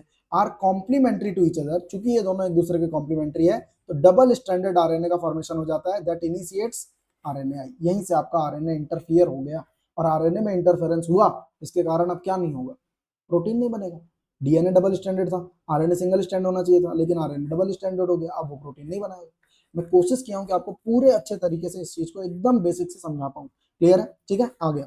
अब बात कर रहा है कि व्हेन नेमाटोड इन्फेस्ट द प्लांट, जैसे ही वो प्लांट के अंदर आएगा तो वो क्या करेगा, इंट्रोडक्शन करेगा, अपना जीनोम, अपना जीन डालेगा। सोचो कोई भी ऑर्गेनिज्म बॉडी के अंदर आता है तो वो क्या करता है, अपना जीन डालता है। अब उसका जीन एक्सप्रेस ना हो, यही तो हमारा कैरेक्टर है ना, यही तो हम चाहते हैं ना कि भाई अगर कोई हमारे को इंसल्ट कर भी रहा है, कोई दिक्कत कर रहा है, तो उसका जो जीन आ रहा है वो जीन एक्सप्रेस नहीं होना चाहिए, बस इसका ध्यान रखना है। तो देखो takes place and presence of DSRNA scientific specific mRNA। अब ये ध्यान से देखना, हम लोग इसको साइलेंस करने वाले हैं। किसको साइलेंस कर रहे हैं, mRNA ऑफ नेमाटोड। जो नेमाटोड का mRNA है उसको हम लोग क्या करेंगे, साइलेंस करेंगे बाय इनिशिएशन ऑफ RNAi। हम RNAi को यहाँ पे लगाने वाले हैं। इससे क्या होगा, इससे ये होगा कि हमको बस यहाँ पे कुछ नहीं करना है, हमको जो ये RNA बना है इस RNA को हमको क्या करना है, डबल स्टैंडर्ड से हम लोग को कन्वर्ट कर देना है किसमें, सिंगल स्टैंडर्ड से कन्वर्ट कर देना है किसमें, डबल स्टैंडर्ड। क्लियर है। अब इससे क्या होगा, parasite will not be able to survive in host which expresses interfering RNA. वो हमारे बॉडी में सर्वाइव नहीं कर पाएगा, प्लांट के बॉडी में सर्वाइव नहीं कर पाएगा। क्यों, क्योंकि उसका कैरेक्टर एक्सप्रेस ही नहीं हुआ ना। उसने डीएनए दिया था, उसके आरएनए का हमने एक और कॉपी बना दिया जो कि दोनों आपस में क्या हो गए, कॉम्प्लीमेंट्री। तो दोनों आरएनए क्या बना लिए, डबल स्टैंडर्ड। उस आरएनए से क्या नहीं बन पाएगा, प्रोटीन। प्रोटीन नहीं बन पाएगा तो वो एक्सप्रेस होगा ही नहीं, जिसके कारण क्या हुआ, ट्रांसजेनिक प्लांट रेजिस्टेंट हो गए, अनप्रोटेक्टेड हो गए। किस चीज से, पैरासाइट से। अभी दिमाग में गया, क्लियर है, दिमाग में जा रहा है। यहाँ पे कॉन्सेप्ट क्या यूज किए, कॉन्सेप्ट यूज हुआ है सेंट्रल डोग्मा। सेंट्रल डोग्मा में हम लोग करते क्या है, हम लोग डीएनए बनाते हैं, डीएनए से आरएनए बनाते हैं, आरएनए से प्रोटीन बनाते हैं। हमको बस इतना पता है, डीएनए से जब तक प्रोटीन नहीं बनेगा तब तक उसका कैरेक्टर एक्सप्रेस नहीं होने वाला। क्लियर है। तो हमको बस इतना ध्यान रखना है कि डीएनए से प्रोटीन ना बने। कैसे ना बने? डीएनए से आरएनए बनेगा? मैं बोला हाँ बनेगा। आरएनए से प्रोटीन बनेगा? मैं बोला नहीं बनेगा। क्यों नहीं बनेगा? क्योंकि हमने आरएनए के सिंगल स्ट्रैंड को कन्वर्ट कर दिया डबल स्ट्रैंड में। डबल स्ट्रैंड बनेगा तो उसका कोड रीड नहीं हो पाएगा, कोड रीड नहीं हो पाएगा तो अमीनो एसिड नहीं बनेंगे, अमीनो एसिड नहीं बनेंगे तो प्रोटीन नहीं बनेगा। क्लियर है? अभी यहाँ तक दिमाग में गया? ठीक है, आ गया। ये है आपका मेलोडी गायनी इनकॉग्निशिया। मैं आपको पहले ही बता चुका हूँ कि इसका नाम आप भूलना नहीं बेटा। क्लियर है? ये नहीं छोड़ना आपको। आ गया। अब हम लोग बात करेंगे, यहाँ तक हम लोग बात किए हैं एग्रीकल्चर के बारे में। इससे आगे से अब हम लोग बात कर रहे होंगे मेडिसिन के बारे में, मतलब एग्रीकल्चर फील्ड में कैसे काम होता है ये तो हम लोग देख लिए। अगला जो फील्ड है जिसके ऊपर हमको बात करना है वो है मेडिसिन। और मेडिसिन से एक क्वेश्चन इंसुलिन के ऊपर निश्चित आप कहीं भी लिखवा के ले लो, इंसुलिन के ऊपर आपको 3 मार्क्स का क्वेश्चन मिलेगा ही मिलेगा। मैंने लास्ट जितने भी क्लास हुए हैं आपको मैं बताते जा रहा हूँ कि कौन से टॉपिक आपके लिए बहुत इंपॉर्टेंट है। चैप्टर तो मैं पूरा पढ़ा रहा हूँ, पर उस चैप्टर के अंदर भी कौन से टॉपिक बहुत ज्यादा इंपॉर्टेंट है वो आपको दिमाग में रखना है। यहाँ पे जो आपको इंसुलिन का ये आएगा क्वेश्चन, इसमें आपको डायग्राम भी बनाना पड़ेगा, डायग्राम भी बनाना पड़ेगा। समझ में आ रहा है? ये बहुत जरूरी है। आ गया बायोटेक्नोलॉजी इन मेडिसिन, देखते हैं कैसे। तो भाई पहला काम क्या क्या होता है ना, इसका अप्रोच क्या होता है, कैसे कैसे हेल्प करेगा, पहले एक बेसिक बात देख लेते हैं। भाई ये डायग्नोज में हेल्प कर सकते हैं। डायग्नोसिस का मतलब क्या होता है? आप एक डॉक्टर बनोगे, कोई आपके पास बीमारी लेकर के आया तो वो आपको सिम्टम बताएगा, आपको डिजीज का पता लगाना है, दैट इज डायग्नोसिस। समझ में आ रहा है ना? क्यों? आप बायोलॉजी आप नीट करोगे, आप डॉक्टर बनोगे, डॉक्टर बन रहे तो बेटा आपको डायग्नोसिस पहले करना है, कौन सा डिसऑर्डर है ये तो पता करो, तब तो दवाई दोगे, ऐसी थोड़ी दवाई दे दोगे, है ना? Diagnose and treat different diseases with effective recombinant therapeutic drugs. दूसरा क्या है? प्रोटेक्ट फ्रॉम डेंजरस डिजीजेस, जो बड़े बड़े डिजीज है जैसे कि कैंसर हो गया, एड्स हो गया, इन सारे से कैसे प्रोटेक्ट कर सकते हैं। तीसरा through gene therapy, new and healthy genes can be inserted to replace damage cell. मान लो कोई बच्चा पैदा हुआ जिसका जीन पहले से ही डैमेज है, तो आप जीन थेरेपी की मदद से उसके अंदर से जो डिफेक्टेड जीन है उसको हटाओ और नया जीन उसमें ऐड करो। समझ में आ रहा है? ये सब भी कर सकते हैं हम लोग बायोटेक्नोलॉजी से। चौथा टारगेट एक्शन, किस चीज के ऊपर? ड्रग्स बाई थ्रू कैसे? स्टडी ऑफ जीनोमिक्स, आप जीनोम को स्टडी करो, उसके डीएनए को स्टडी करो और टारगेटेड अप्रोच रखो कि हाँ भाई यहाँ पे दिक्कत है, हम इसको ऐसे ठीक कर सकते हैं। क्लियर है? अब देखो, recombinant therapeutics do not induce unwanted immunological response as in case of similar product isolated from non-human source। ये मैं अभी पढ़ाने वाला हूँ, इसमें हम लोग सबसे बड़ा बात करेंगे पिग्स। बोला ना इंसुलिन, इंसुलिन का एक टॉपिक आने वाला है। क्लियर है? यहाँ पे बोला क्या है? सिंपल सा बात बोला है कि अगर आप रिकॉम्बिनेंट थेरेपेटिक्स को यूज करते हो तो ऐसा नहीं है कि आपको कोई अनवांटेड इम्यूनोलॉजिकल रिस्पॉन्स, यानी कि कोई आपको डिजीज देखने को उससे नहीं मिलने वाला है, कोई भी आपको साइड इफेक्ट नहीं होने वाला है। लेकिन वो साइड इफेक्ट आपको देखने को मिलता है कब? कब देखने को मिलता है? जब आप कुछ नॉन ह्यूमन सोर्स को यूज करते हैं। क्लियर है? 30 recombinant therapeutics approved for human use and 12 of these are marketed in India. 12 अब इंडिया में मार्केट भी होने लग गए हैं। क्लियर है? यहां तक दिमाग में जा रहा है? आगे अब हम लोग यहाँ पे ये जो टॉपिक है ना बेटा, मैं फिर से बोल रहा हूँ, ये टॉपिक आप बिल्कुल मत छोड़ो, प्लीज, काइंड रिक्वेस्ट है। आप इस टॉपिक को बहुत अच्छे से पढ़ो, 3 मार्क्स में आपको ये टॉपिक मिलने ही मिलने वाला है, निश्चित, पक्का। देखो, डेफिशिएंसी ऑफ इंसुलिन कॉजेस, क्या कॉज करता है? डायबिटीज। अब चलो मैं इंसुलिन के बारे में थोड़ा आपको बता दूंगा ना, पहले इंसुलिन के बारे में बता देता हूँ ताकि आपके दिमाग में रहे। हमारे बॉडी में एक ऑर्गन होता है जिसका नाम है पेनक्रियास। क्लियर है? अब पेनक्रियास जो है ये दोनों फंक्शन करता है, यानी कि ये एक्सोक्राइन और एंडोक्राइन दोनों है। एक्सोक्राइन एंडोक्राइन का मतलब क्या होता है? एक्सोक्राइन यानी कि ये क्या प्रोड्यूस करता है? एंजाइम भी प्रोड्यूस करता है। क्लियर है? और एंडोक्राइन यानी कि ये क्या प्रोड्यूस करता है? हार्मोन्स भी प्रोड्यूस करता है। फिलहाल हमारे को एंजाइम से मतलब नहीं है, इसलिए मैं हार्मोन के ऊपर जाऊंगा। एंजाइम आपको पता होना चाहिए, लाइपेज प्रोड्यूस करता है ना, अमाइलेज करता है। क्लियर है? मैं पूरा डिटेल में नहीं जा रहा हूँ, ये सब अभी जरूरत नहीं है। हम लोग को मेन अभी बात है हार्मोन। तो हार्मोन ये दो प्रोड्यूस करता है। कौन कौन से दो हार्मोन? एक होता है बेटा इंसुलिन, ध्यान से सुनना है, और दूसरा होता है बेटा ग्लूकागॉन।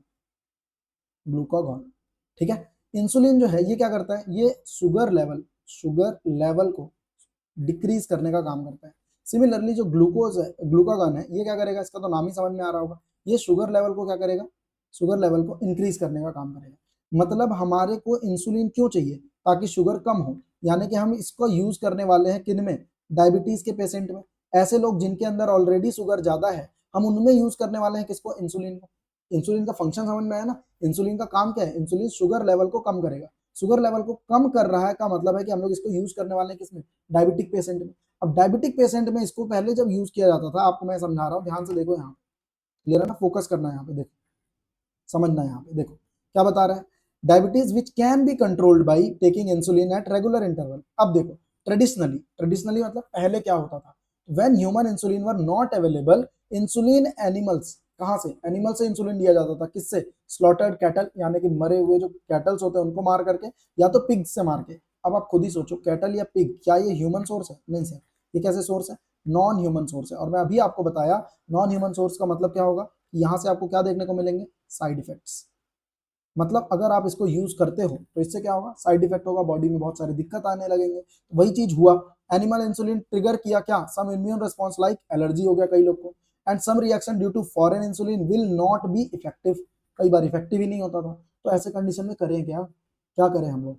क्या इंसुलिन लेना बंद कर दें? फिर भी दिक्कत होगा, फिर डायबिटीज से मर जाएंगे। तो ऐसे कंडीशन में क्या हुआ? बैक्टीरिया वर जेनेटिकली इंजीनियर्ड, फिर से आ गया क्या चीज? जीएम, यानी कि जेनेटिकली मॉडिफाइड, जेनेटिकली इंजीनियर्ड, है ना। produce human insulin in large quantities as bacteria can easily grow in culture medium। हम लोगों ने कल्चर मीडियम में बैक्टीरिया को ग्रो करवाया और उसके मदद से हमने इंसुलिन को मैनी फोल्ड्स, कई ज्यादा हमने प्रोडक्शन किया ह्यूमन इंसुलिन का, नॉन ह्यूमन का नहीं, ह्यूमन का। कैसे किया? अब आ जाओ यहाँ पे। ये है जेनेटिकली इंजीनियर्ड इंसुलिन का पूरा कहानी। कब हुआ भाई? पहली बार इसको क्रिएट किया गया 1983। याद कैसे करेंगे भाई? याद होगा भाई कि हमने पहली बार यहाँ पे क्या जीता था? World cup. क्लियर है? कपिल देव भैया ने हमको वर्ल्ड कप जितवा दिया। क्लियर है? तो ये आपको याद रखने के लिए बता रहा हूँ। क्या हुआ था? एक कंपनी है, अमेरिकन कंपनी, जिसका नाम क्या है? Eli Lilly. ये एली लिली कंपनी ने क्या किया? पहली बार जेनेटिकली इंजीनियर्ड इंसुलिन को बनाने का काम किया। कैसे काम किया? तो बहुत ध्यान से सुनना है, फिर से आपको मैं बता रहा हूँ, बहुत ध्यान से सुनो। देखो, इंसुलिन जो होता है ये क्या है? एक हार्मोन है जो कि ब्लड शुगर लेवल को रेगुलेट करता है और एडमिनिस्टर किया जाता है किसमें? Patient with diabetes. अब इंसुलिन के बारे में थोड़ा सा जान जाओ। इंसुलिन दो भाग में आता है, एक होता है मैच्योर और एक होता है प्रो इंसुलिन। प्रो इंसुलिन का मतलब क्या हुआ? कि पूरी तरीके से डेवलप नहीं हुआ है, एक्टिवेटेड फॉर्म में नहीं गया। तो मैच्योर इंसुलिन में क्या होता है ना, खासियत है, ध्यान से सुनना। मैच्योर इंसुलिन में क्या होता है? दो पॉलीपेप्टाइड के चेन होते हैं, चेन ए और चेन बी, बस। और ये दोनों चेन जुड़े होते हैं किससे? डाइसल्फाइड ब्रिज से। यहां तक दिमाग में जा रहा है? ये किसका बात बता रहा हूं मैं? मैच्योर का। मैच्योर, जब इंसुलिन एकदम अपने मैच्योर फॉर्म में आए। But insulin synthesize as pro hormone, जब ये प्रो हार्मोन होता है ना बॉडी के अंदर, बॉडी के अंदर ये प्रो हार्मोन के फॉर्म में होता है। तो क्या होता है? ऑल मैमल्स में ए पेप्टाइड भी होता है, बी पेप्टाइड भी होता है, और एक एडिशनल सी पेप्टाइड होता है जो कि एब्सेंट है। किसमें एब्सेंट है? मैच्योर वाले में। अब ध्यान से सुनो वापस से, अगर आपको नहीं समझ में आ रहा है मैं आपको वापस से समझा रहा हूँ। क्या बोल रहा है यहाँ पे? यहाँ पे बोल रहा है कि प्रो हार्मोन। प्रो हार्मोन का मतलब क्या हुआ? जब हार्मोन पूरा डेवलप नहीं हुआ उस समय पे आपको ए पेप्टाइड भी दिखेगा। ए पेप्टाइड पूरा लिख देता हूं ताकि आपको क्लियर हो। दूसरा होता है बी पेप्टाइड, ध्यान से सुनना। पेप्टाइड का मतलब क्या हुआ? चेन। ए पेप्टाइड का चेन, बी पेप्टाइड का चेन, और इन दोनों को जोड़ने के लिए, दोनों को जोड़ने के लिए प्रेजेंट होता है सी पेप्टाइड का चेन। कब होता है ये? कब होता है? प्रो हार्मोन में। बट जैसे ही ये मैच्योर में कन्वर्ट होगा, जब ये मैच्योर होगा, मैच्योर होगा तो क्या होगा? ये जो सी पेप्टाइड इनको जोड़ने के लिए बीच में था ये हट जाएगा और डायरेक्टली क्या होंगे? ए पेप्टाइड जुड़ जाएगा किसके साथ जाकर के? बी पेप्टाइड के साथ। दिमाग में जा रहा है? और इन दोनों के बीच में ये जो जॉइंट है ये किसका बनेगा? डाइसल्फाइड का ब्रिज। क्लियर? यहां तक दिमाग में जा रहा है? अगर नहीं जा रहा है तो मैं आपको इसका एक डायग्राम भी दिखा देता हूं ताकि आपको ये चीज पहले अच्छे से क्लियर हो। ये देखो, ये है आपका प्रो इंसुलिन। क्लियर है? अच्छे से फोकस करो प्लीज बेटा, है ना। जब तक आपको समझ नहीं आएगा तब तक दिक्कत बना रहेगा। देखो, ये रहा आपका ए पेप्टाइड, ये है आपका सी पेप्टाइड, और ये है आपका बी पेप्टाइड। क्लियर है? ये दिमाग में देखो, ए और बी साथ में जुड़े हुए नहीं है। इनको जोड़ने के लिए ये देखो बीच में इतना लंबा सा एक स्ट्रेच आया है किसका? C peptide. बट ये देखो ये मैच्योर है, ये देखो ये है मैच्योर। मैच्योर वाले में क्या हुआ? ये देखो, ये जो आपका ग्रीन है बी, ये हो गया आपका ए, ये दोनों साथ में जुड़े हुए हैं, दिख रहा है? किससे जुड़े हुए हैं? डाइसल्फाइड ब्रिज से जुड़े हुए हैं। और जो ये सी पेप्टाइड है ये फ्री हो गया अलग। कब? जब ये डेवलप हो गया, मैच्योरेशन हुआ तब। दिमाग में गया? अभी डायग्राम समझ में आ रहा है? यही यही डायग्राम आपको बना के आना एग्जाम में। क्लियर है? अब देखो यहाँ पे जो चीज मैंने आपको अभी समझाया, यहाँ पे क्या बोल रहे हैं? हमने क्या किया है? यूजिंग आर डीएनए टेक्नोलॉजी, हमने नहीं, एली लिली कंपनी ने किया था। Using R DNA technology, two DNA sequence corresponding chain A and chain B. Sir C क्यों नहीं? क्यों करें? हमको इंसुलिन का काम किस फॉर्म में है? मैच्योर फॉर्म में। तो हम क्यों बनाए सी पेप्टाइड? जरूरत ही नहीं है। हम केवल ए और बी चेन का जीन निकाले और उस जीन को क्या किए? इंट्रोड्यूस किए किसमें? प्लास्मिड में of E coli, and produce insulin chain separately. मतलब हमने क्या किया? यहाँ पे दिमाग लगाए, दिमाग लगा करके ए पेप्टाइड का चेन अलग बनाया गया, ए पेप्टाइड अलग बनाए, बी पेप्टाइड अलग बनाए, और बाद में इन दोनों को जोड़ दिए। क्या बोले? दिमाग में जा रहा है कि नहीं जा रहा है? इसका जीन निकाले, इसको बनाए, इसका जीन निकाले, इसको बनाए, और बाद में दोनों को जोड़ दिए। Chain A and chain B को एक्सट्रैक्ट किया गया, combine by disulfide bond human insulin बन के रेडी। क्लियर, दिमाग में गया अभी यहाँ तक का बात। तो आपको इस चीज को समझना पड़ेगा कि हमने सी पेप्टाइड को क्यों नहीं बनाया। तुमसे क्वेश्चन पूछ सकता है कि C peptide was not involve by Eli Lilly company या not form by Eli Lilly company, why? इसीलिए नहीं चाहिए क्योंकि सी पेप्टाइड जरूरी है किसमें, प्रो हार्मोन में, बट हमको क्या चाहिए, हमको चाहिए मैच्योर इंसुलिन, तो हमको सी पेप्टाइड का जरूरत ही नहीं है, इसलिए हमने उसको बनाया ही नहीं। क्लियर, अभी यहाँ तक समझ में आ गया। अब अगला जो टॉपिक है यहाँ पे वो है बेटा आपका क्या चीज, जीन थेरेपी। जीन थेरेपी क्या है, ये करेक्टिव थेरेपी है। करेक्टिव का मतलब क्या हुआ, अगर आपके में कोई डिफेक्ट है तभी इसको यूज किया जाएगा, करेक्ट करने के लिए यूज किया जाएगा, टू करेक्ट और ट्रीट हेरिडिटरी डिजीजेस, जैसे कि डायग्नोज इन अ चाइल्ड या फिर एम्ब्रियो। चाइल्ड या फिर एम्ब्रियो में ही हो सकता है क्या, मैच्योर में नहीं हो सकता? नहीं हो सकता।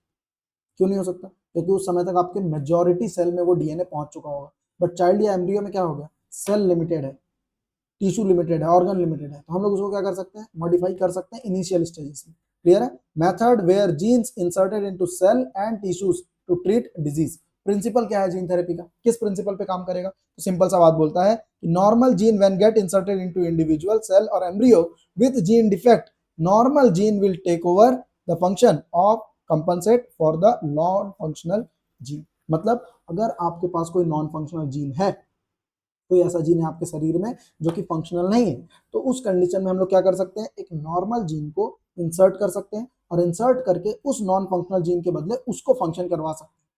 समझ में आ रहा है? बट ये हम लोग अर्ली स्टेजेस में ही कर सकते हैं। हम लोग कभी भी इसको ये बोले कि हम लोग मैच्योर हो गया, इंडिविजुअल बड़ा हो गया, उसके बाद अगर हम लोग ये सोचे तो वो चीज पॉसिबल नहीं है। क्लियर हो गया यहाँ तक का बात? ठीक है। Then first clinical gene therapy कब किया गया, तो 1990 में किया गया था, एक 4 साल की बच्ची के रूप में, जिसमें प्रॉब्लम क्या था, एडिनोसिन डीएमिनेज का डेफिशिएंसी था। क्लियर है, यहाँ तक दिमाग में जा रहा है आपको? ठीक है। ये जो डेफिशिएंसी अगर किसी बच्चे में है, उस बच्चे में ये चीज किया गया था 4 साल की थी सिर्फ। इसीलिए मैं बोल रहा हूँ बार बार कि मैच्योरिटी आएगा तो फिर वो चीज पॉसिबल नहीं हो। क्लियर है। जब तक उसमें मैच्योरिटी नहीं है, इनिशियल स्टेजेस है, बडिंग स्टेजेस है, तब इस चीज को करना इजी है। ठीक है। Initially treated bone marrow transplantation and by enzyme replacement therapy. Clear है। तो हम लोग इसको इनिशियली ही कर सकते हैं, बस मैच्योरिटी वाले स्टेज में इस चीज को कर पाना संभव नहीं। क्लियर, यहां तक दिमाग में जा रहा है बात अभी यहाँ तक? ठीक है। अब इस चीज को अगर आप समझ चुके हो, आगे आओ देखते हैं कैसे हो। मेथड क्या होगा, मेथड तो देखो, एडीए डेफिशिएंसी का जो डिसऑर्डर है, इसमें पहली बात तो होता क्या है, एडीए एडिनोसिन डीएमिनेज क्या होगा, ये एक हेरिडिटरी डिसऑर्डर है cause due to deletion of gene for adenosine deaminase. यहाँ पे लिखा है एज, एज का मतलब ये एक प्रकार का क्या है, एंजाइम है। ये एंजाइम का जो जीन है ये डिलीट हो गया है। समझ में आ रहा है? या तो ये फंक्शनल नहीं है, ऐसे कंडीशन में ये एक हेरिडिटरी डिसऑर्डर का नाम ले लेगा। क्यों? अगर एक जनरेशन में है, अगले जनरेशन में भी जाएगा। एंजाइम जो है एडिनोसिन डीएमिनेज, अगर ये नहीं है तो इससे क्या ही बिगड़ गया, एक एंजाइम छोड़ दो, नहीं भाई, दिक्कत क्या है, क्रूशियल है ये किस चीज के लिए, इम्यून सिस्टम के फंक्शनिंग के लिए। मतलब अगर ये एंजाइम नहीं रहेगा तो हमारा इम्यून सिस्टम सही तरीके से काम नहीं कर पाएगा।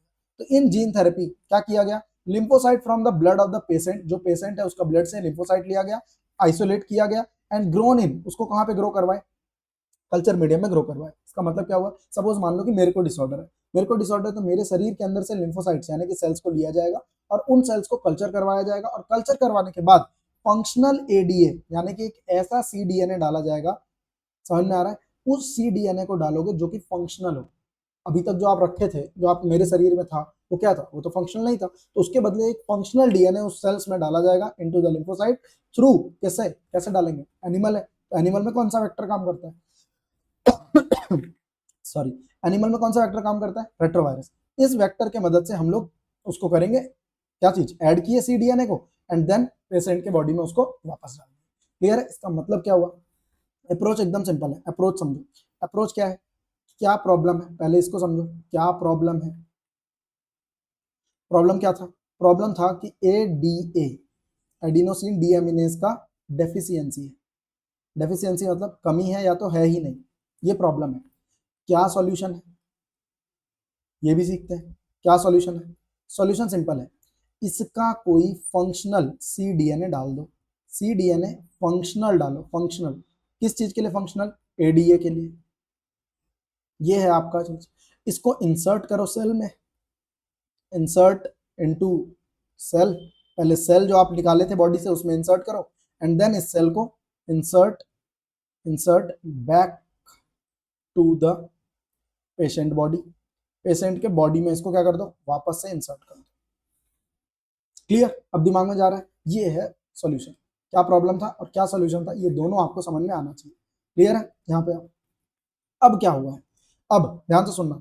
Since lymphocyte have short lifespan, genetically engineered lymphocytes are periodically introduced into patient। मतलब आप बोलोगे कि क्या इससे सर 100% सॉल्यूशन मिल गया? आंसर इज क्यों नहीं मिल पाया 100% सॉल्यूशन? क्योंकि जो लिम्फोसाइट होते हैं वो पूरे जीवन भर तो नहीं रहेंगे आपके साथ, उनका भी एक टाइम के बाद डेथ हो जाएगा।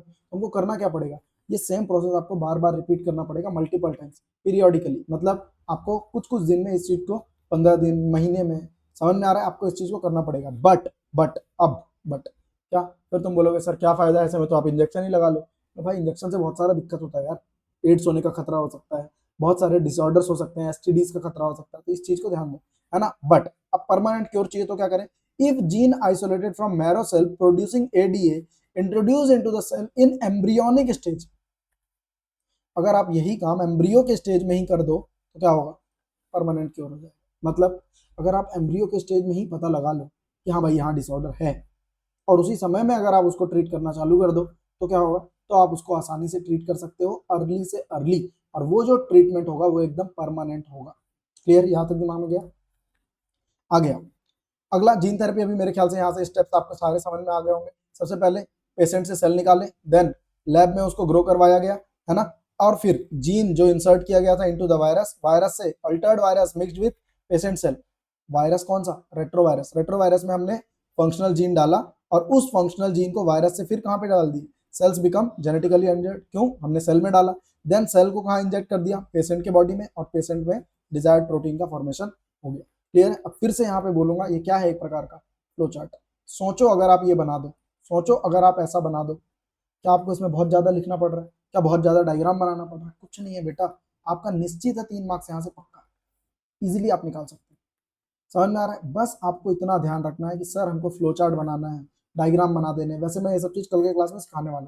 क्लियर है? आप बस मेरे को कमेंट करके बताना कल का क्लास हमको लाइव लेना है या फिर हमको रिकॉर्डेड फॉर्मेट में ही डालना चाहिए, बताओ।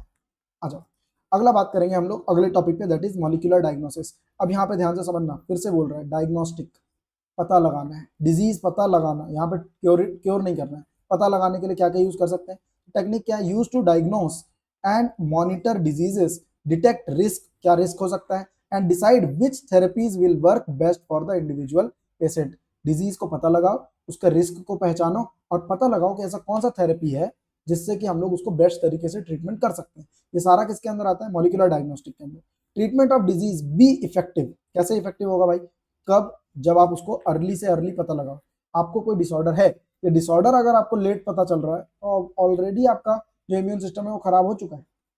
ह्यूमन हेल्थ एंड डिजीज पढ़े हो ना, एड्स में क्या होता है, कई कई साल तक लोगों को पता ही नहीं चलता, 5-10 साल तक लोगों को पता ही नहीं कि उसको एड्स हो गया। यहाँ पे क्या होता है, उस समय तक जो वायरस होता है वो बॉडी के अंदर में बढ़ रहा होता है, यही तो दिक्कत है।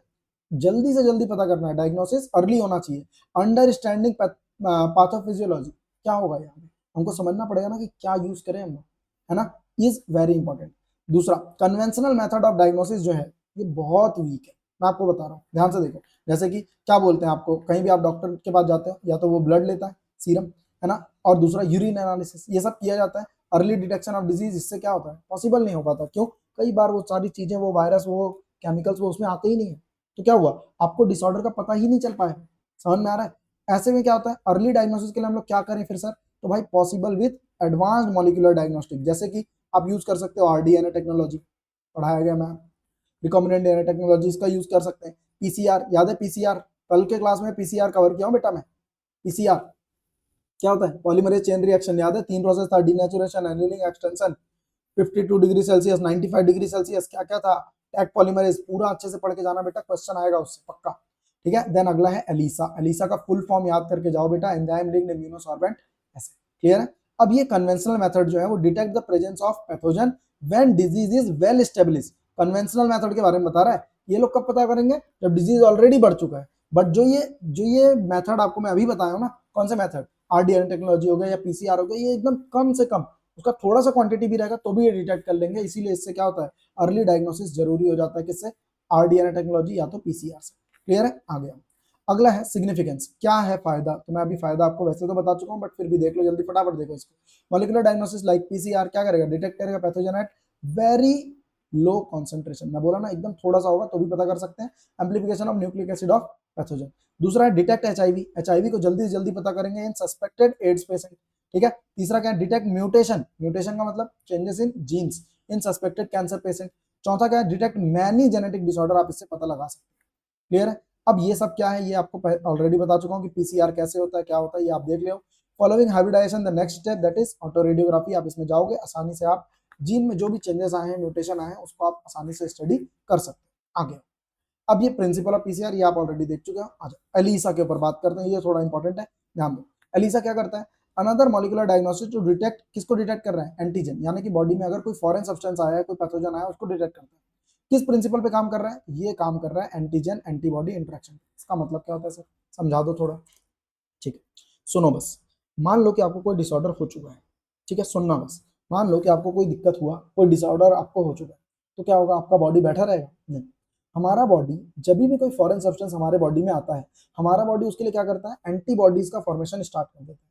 इसका मतलब क्या हुआ कि अगर कोई भी मेरे बॉडी में फॉरेन सब्सटेंस आया होगा, तो उसके लिए मेरे बॉडी ने एंटीबॉडी भी बनाया होगा।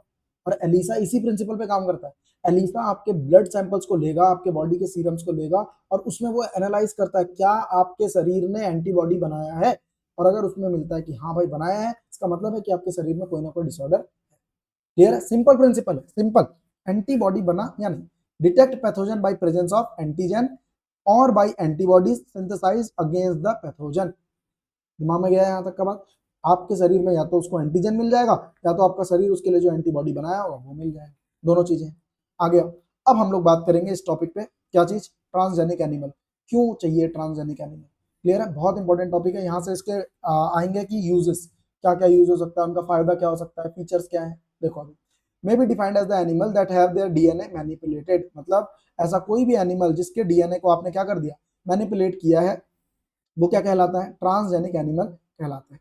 क्लियर है। या फिर वो किसी भी फॉरेन जीन को अगर एक्सप्रेस करने लग जाए, तो भी उसको हम लोग क्या बोलेंगे, ट्रांसजेनिक एनिमल बोलेंगे। नाम से ही समझो ना, ट्रांसजेनिक, जिसके जीन में क्या हो गया, चेंजेस, ट्रांसफर हुआ है। अब बात करते हैं रीजन्स, क्यों प्रोड्यूस करना है, आप किसी एनिमल के जीन को चेंज क्यों कर रहे हो, क्या रीजन है। तो देखो, सबसे पहला है नॉर्मल फिजियोलॉजी एंड डेवलपमेंट के लिए, मतलब transgenic animals are design to study different aspects of genes, gene के एस्पेक्ट को स्टडी करने के लिए, and like how genes are regulated. दूसरा, स्टडी ऑफ इंसुलिन, आप अभी देख करके आए हो, है ना, involved in growth can be done by introducing gene from other species that alter the formation of this factor, and study the effect that results into information is also obtained about biological role of the factor in the body। इसका मतलब क्या हुआ, simple सा, अगर मैं पूरा राम कहानी को अगर आपको कंसाइज मैनर में बताऊं, हम लोग सिंपल सा बात करें उसके नॉर्मल फिजियोलॉजी को स्टडी करने के लिए, समझने के लिए कि जीन अगर हम लोग ट्रांसफर कर रहे हैं, है ना, तो उससे क्या क्या आ रहा है, क्या हम लोग को कैरेक्टर में चेंज देखने को मिल रहा है, क्या बदलाव आया, उन सारी चीजों को। देन दूसरा है स्टडी ऑफ डिजीजेस, डिजीज का स्टडी करने के लिए, मतलब transgenic animal that is model for human diseases in which investigation of new treatment कोई अगर आ रहा है for diseases also gives understanding of how gene contribute to development of disease. ये सारी चीज में, जैसे कि बहुत बड़े बड़े डिजीज, जैसे कि यहाँ देखो अल्जाइमर्स, एनिमल का मॉडल बना के रखे हैं, cancer, cystic fibrosis, rheumatoid arthritis, ऐसे बड़े बड़े चीजों को हमने क्या बना के रखा है, मॉडल बना के रखे हैं, है ना, ताकि उससे स्टडी किया जा सके इजीली। दूसरा, तीसरा है भाई बायोलॉजिकल प्रोडक्ट, मतलब अगर आप सोचो कि आप किसी भी एनिमल में फॉरेन जीन डाल रहे हो, वो जीन अगर एक्सप्रेस होगा तो उससे प्रोटीन बनेगा, आप उससे प्रोडक्ट निकाल सकते हो। समझ में आ रहा है, जैसे कि products produce by living organism some of which are medicine, जैसे कि वो क्या होते हैं, एक्सपेंसिव, बहुत ज्यादा महंगे। But transgenic animal can be created by introduction of gene which code for a particular product induce organism to produce desirable product in medium, मतलब आप केवल जीन के चेंजेस से, जीन को इंट्रोड्यूस करके आप चाहो तो अपने मन मुताबिक डिजायरेबल प्रोडक्ट बना सकते हो। जैसे कि ह्यूमन का एक प्रोटीन है दैट इज अल्फा 1 एंटीट्रिप्सिन, इसके बारे में अच्छे से पढ़ो। ह्यूमन प्रोटीन अल्फा 1 एंटीट्रिप्सिन, ये किस चीज में हेल्प करता है, एम्फाइसेमा के ट्रीटमेंट में। समझ में आ रहा है, एम्फाइसेमा एक breathing disorder, breathing disorder. Clear है, ये कैसे होता है, ये आपको क्लास 11 में पढ़ाया गया था। एम्फाइसेमा स्मोकिंग के कारण होता है, स्मोकिंग। समझ में आ रहा है, इसको ठीक करने के लिए ह्यूमन ह्यूमन प्रोटीन जो अल्फा 1 एंटीट्रिप्सिन है, इसका यूज किया जाता है। तो आप इसको बना सकते हो ना, कैसे, introduction of gene, gene introduce किए और आप उससे प्रोडक्ट बना लिए जो आपको चाहिए था। दूसरा, attempt are being made for treatment of phenylketonuria, याद करो इसको हम लोग अभी पढ़ के आए हैं किसमें, प्रिंसिपल ऑफ इनहेरिटेंस में, है ना, एंड सिस्टिक फाइब्रोसिस। 1997 में एक ट्रांसजेनिक काउ भी बनाया गया जिसका नाम क्या था, रोजी। अब ये क्या करती थी, प्रोटीन एनरिच्ड मिल्क देती थी, दैट इज 2.4 ग्राम पर लीटर। अब बताओ ये बेनिफिट है ना, नेचुरल जो काउ मिल्क है उससे ज्यादा प्रोटीन मिलेगा किसको, बच्चों को। दिमाग में जा रहा है यहाँ तक का बात, क्लियर है। ये हो गए बायोलॉजिकल प्रोडक्ट्स, दिमाग में जा रहा है, आगे आओ। और क्या फायदा है sir, vaccine safety. Vaccine safety का मतलब, वैक्सीन सेफ्टी या vaccine are first tested on transgenic mice, मतलब आप डायरेक्ट वैक्सीन को ह्यूमन के ऊपर तो नहीं लगा दोगे, हाँ भाई वैक्सीन बना लिया चलो आप टेस्ट कर लेते, नहीं। टेस्टिंग के लिए भी आप किसके पास जाते हो, ऑर्गेनिज्म या एनिमल के ऊपर, जैसे कि माइस सबसे पहले चूहों में होता है ना, देन उसके बाद आप उसको खरगोश में डालते हो, अलग अलग ऑर्गेनिज्म में ट्रीट किया जाता है, बंदर में, देन जाकर के इंसान में, डायरेक्ट नहीं आता, क्लियर है ना। Develop for use in testing before they are use on humans, human से पहले किसी और ऑर्गेनिज्म में आप उसको ट्राई करते हो। Then transgenic mice are being used for test of the safety of polio vaccine. If successful, अगर ये सक्सेसफुल हो गया, found to be reliable, they could replace the use of monkey to test the safety. मतलब direct mice से human भी नहीं आओगे भाई, माइस में हो गया, चेक करो दूसरे में, फिर बंदर में, फिर जाकर के आप कहीं पे यूज करोगे किसमें, ह्यूमन में, क्लियर है। देन आते हैं केमिकल सेफ्टी। केमिकल सेफ्टी मतलब transgenic animal introduce with jeans which make them more sensitive that non transgenic. जो ट्रांसजेनिक नहीं होते हैं ना उससे ज्यादा सेंसिटिव हो जाते हैं जो आपके ट्रांसजेनिक आपने बनाए हैं। इससे क्या होगा, तो they are then expose to toxic substances, और फिर उसका इफेक्ट क्या किया जाएगा, स्टडी। जैसे कि कोई भी आपने नया केमिकल बनाया, या उस केमिकल से क्या होता है, न्यूक्लियर केमिकल हो गया या कुछ भी आपका केमिकल हो गया, आपने जितने भी लैब वगैरह में उसको यूज कर रहे, कोई गैस हो गया, उसका क्या इफेक्ट दिख रहा है बॉडी के ऊपर, उस चीज को स्टडी भी आप किसके ऊपर करोगे, एनिमल्स के ऊपर। Toxicity testing in such animal will allow us to obtain result in less time, clear. आ गया, ये दिख रहा है, ये सारे वैसे तो मेरे को ये देख के बुरा ही लग रहा है, बट आप देखोगे ध्यान से क्या होगा, जितने भी आपके ऑर्गेनिज्म होते हैं ना उनके ऊपर ये क्वालिटी टेस्टिंग किया जाता है। देख रहे हो क्या हालत कर दिया इसकी, क्लियर है। ये स्टडी करने के लिए किया जाएगा, आप डायरेक्ट ह्यूमन पे स्टडी नहीं कर सकते, इसीलिए तो ह्यूमन सबसे स्वार्थी इंसान है। ह्यूमन ने अपने फायदे के लिए सारे लोगों का यूज किया है, क्लियर है, दिमाग में जा रहा है, आ गया। देन अब बात करते हैं एथिक्स। अब देखो इतना राम कहानी सुना दिए कि भाई ऐसी तैसी कर दो, चूहे को मारो, चूहे के ऊपर रिसर्च करो, अब आप लास्ट में आके बता रहे हो एथिक्स। एथिक्स क्या है देखना तो पड़ेगा ना बेटा। Manipulation of living organism by human race requires certain regulation. ऐसा नहीं है कि भाई मैं आज आपको सिखा दिया बायोटेक्नोलॉजी, अब आपका मन कर रहा है चलो आज मैं यहाँ से कुत्ते से जीन निकालता हूँ, बकरी में डालता हूँ, बकरी को कुत्ता बना देता हूँ, ऐसा नहीं कर सकते आप, है ना। एथिकल स्टैंडर्ड्स आर रिक्वायर्ड, आपको एथिकल ध्यान देके चलना है ना, and the morality of all human activities that might help और हार्म, किस चीज को, लिविंग ऑर्गेनिज्म, आपके कारण किसी दूसरे को नुकसान नहीं होना चाहिए। Genetic modification of organism have unpredictable result when such organism are introduce into the ecosystem. मान लो आपने किसी में जीन डाल दिया और फिर आपने उसको इकोसिस्टम में ऐसे खुला छोड़ दिया, अगर उसमें कोई निगेटिव चेंज आ गया तो क्या होगा, पूरे इकोसिस्टम की ऐसी तैसी होगा।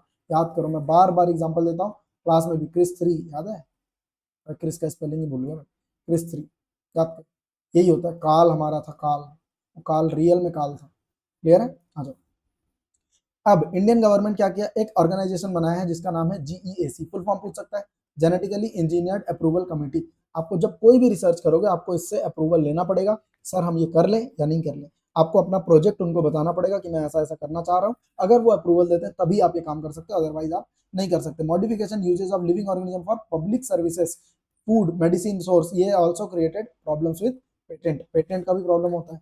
अब देखते हैं उस चीज को, देखो use of genetic material, plant, biological resource by companies granted with patent has triggered public anger since they have been identified, developed and used by farmers and people of specific country। अब इसका मैं अगर example दूं ना, देखो यहाँ पे तो लिखा ही हुआ है बट मैं आपको बताता हूँ क्या होता था पहले, कि जो इंडिया है वो उतना ज्यादा पहले डेवलप नहीं था, ये आपको पता है, बहुत सारे कंट्रीज इंडिया आए, यहाँ से सामान ले गए और वहां जाके अमीर हो गए, जिसमें से एक ब्रिटेन भी है।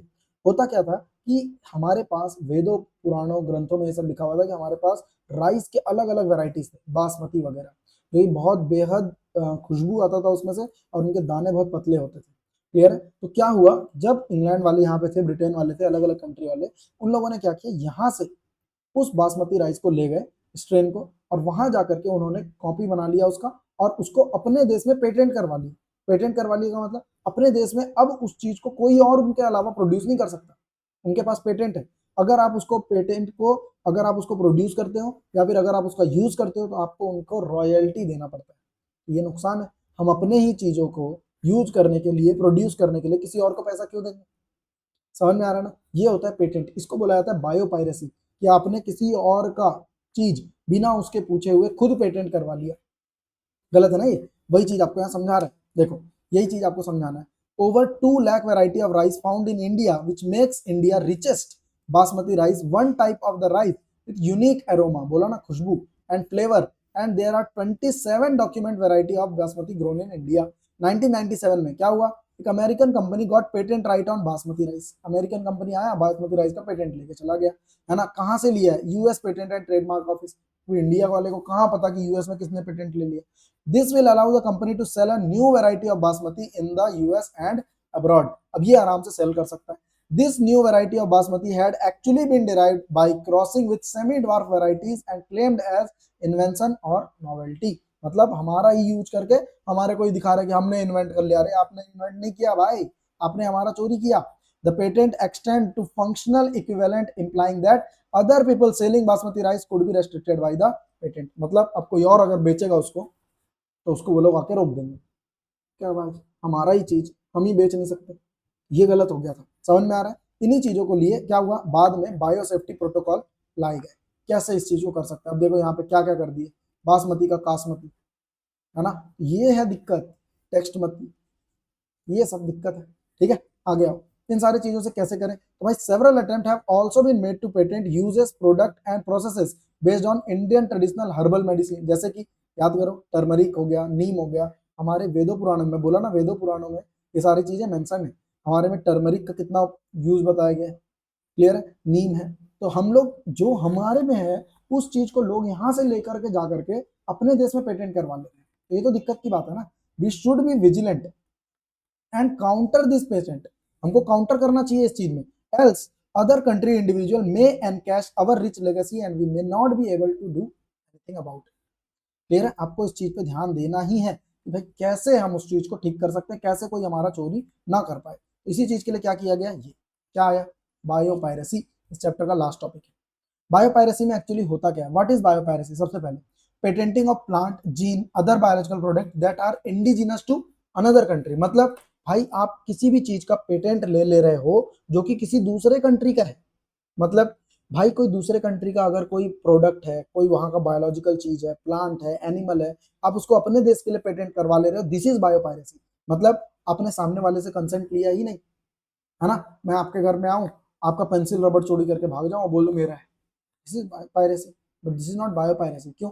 क्योंकि हमने जो पेंसिल रबड़ चोरी किया that is not living, that is non living, that is not biopiracy. Clear है? आ जाओ अभी समझते हैं बायोपायरेसी क्या होता है। Biopiracy is use of bio resources. यहाँ लिखा हुआ है बायो, बायो का मतलब क्या होता है? लिविंग। ये दिमाग में याद रखना। लिविंग रिसोर्सेज का चोरी करना by multinational companies and other organisation without proper authorisation. आपने बताया नहीं, from other country and the people concern without compensatory payment. आपने बिना उनको पेमेंट दिए हुए आप उसका यूज करने लग गए, ये गलत।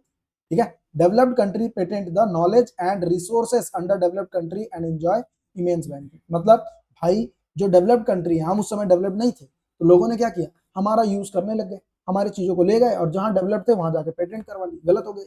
ठीक है? Industrialisations are rich financially but poor in biodiversity. मतलब जैसे अमेरिका, भाई इंडस्ट्रियलाइजेशन जो है ये वहां पे ज्यादा जल्दी आ गया, वो लोग बहुत ज्यादा पैसे वाले हो गए, लेकिन उनका बायोडाइवर्सिटी तो हमारे से सस्ता है।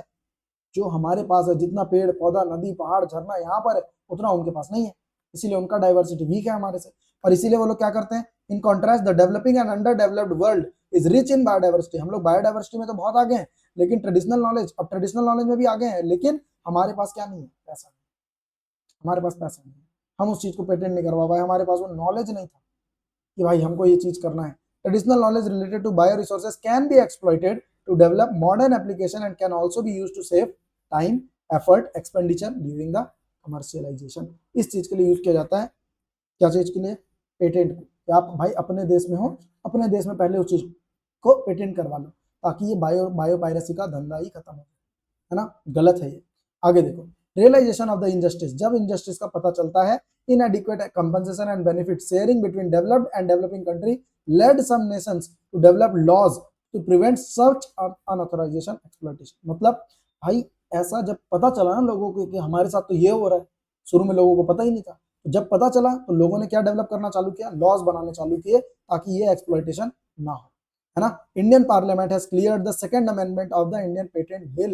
इंडियन पार्लियामेंट भी इस चीज में अपना एक्शन ले चुका है, that takes such issues into consideration including patent terms, emergency provision and research development initiative. Clear, यहां तक दिमाग में गया आपके बात, यहाँ तक आ गया। यहाँ पे आपका चैप्टर हो चुका है क्या, खत्म। क्लियर है, बायोपायरेसी आपने अच्छे से पढ़ लिया है पूरा चैप्टर, मेडिसिन हो गया, एग्रीकल्चर हो गया, डेफिशिएंसी जितने हो गए, एडीए डेफिशिएंसी, जीन थेरेपी, हर चीज पूरा चैप्टर हमने यहाँ पे क्या कर दिया, कवर कर दिया है। अब एक चैप्टर जो आपका इससे इंपॉर्टेंट जो मैं छोड़ चुका हूँ, मेरे को ऐसा लग रहा है, और शायद हम लोग कवर ना कर पाए इस सीरीज में, वो है ह्यूमन हेल्थ एंड डिजीज। इसके अलावा बाकी सारे चैप्टर बहुत ही ईजी है, और मैं आप लोगों से इतना उम्मीद तो कर ही सकता हूँ साल भर, क्योंकि हम लोग पढ़े हैं, ये तो हम लोग यूट्यूब में चालू किए ना, ऑफलाइन में हम लोग साल भर बहुत बार इन सारे टॉपिक्स को पढ़े हैं। तो मैं प्लीज आपसे उम्मीद कर रहा हूँ कि आप अच्छे से एग्जाम दोगे, मेरी तरफ से आप सभी को ऑल द बेस्ट है, और प्लीज प्लीज प्लीज नाम खराब नहीं करना, है ना। याद रखना है ना आपको, क्या, ईस्ट और वेस्ट, बायोलॉजी इज बेस्ट। तो बायोलॉजी में नंबर भी कैसा आना चाहिए, बेस्ट। क्लियर है, थैंक यू सो मच मेरे को इतना सपोर्ट करने के लिए। अपने दोस्तों तक इस वीडियो को शेयर करो, क्या पता एंड में उनको पढ़ने का ज्यादा मन करे, है ना। एक दिन में पूरा सिलेबस नहीं हो सकता बेटा, है ना। आपको अच्छे से हर रोज थोड़ा थोड़ा थोड़ा थोड़ा पढ़ना पड़ता है, बट फिर भी एक दिन अभी भी आपके पास और है, कल का, परसों आपका पेपर है, प्लीज आप अच्छे से पढ़ो। कल के लिए आप कमेंट जरूर करना कि हम लोग लाइव में क्लास लें या रिकॉर्डेड में हम लोग क्वेश्चन सॉल्विंग करेंगे। क्लियर है, थैंक यू सो मच।